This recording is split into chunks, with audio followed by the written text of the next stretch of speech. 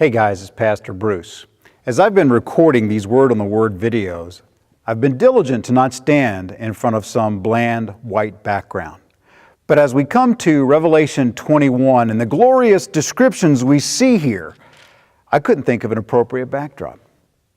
There's a major shift.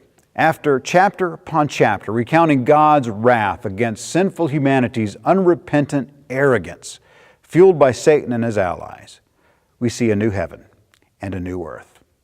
The New Jerusalem descending from heaven is described as the bride of the Lamb.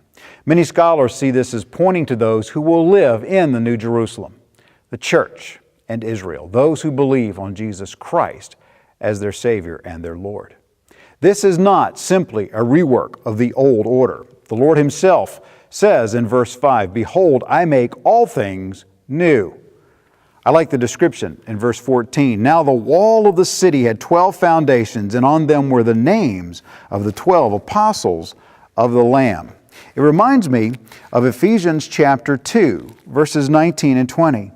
"Now therefore you are no longer strangers and foreigners, but fellow citizens with the saints and members of the household of God, having been built on the foundation of the apostles and prophets, Jesus Christ Himself being the chief cornerstone."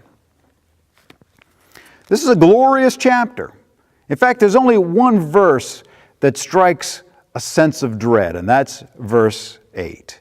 "But the cowardly, unbelieving, abominable, murderers, sexually immoral, sorcerers, idolaters, and all liars shall have part in the lake which burns with fire and brimstone, which is the second death."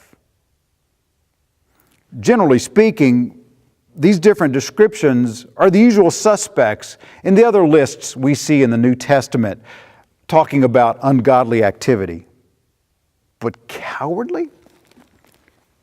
Do you remember Jesus' own words in Mark chapter 8, verse 38?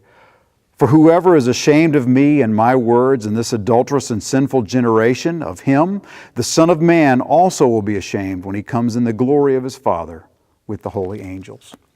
What's the point? You can't just keep your head down, tell nobody about Jesus, have your safe private little faith, and think that you're going to sneak into all of this. Faith without works is dead. And the number one work is making disciples, telling other people the good news of Jesus Christ. Make sure you're doing that regularly. God bless you as you go.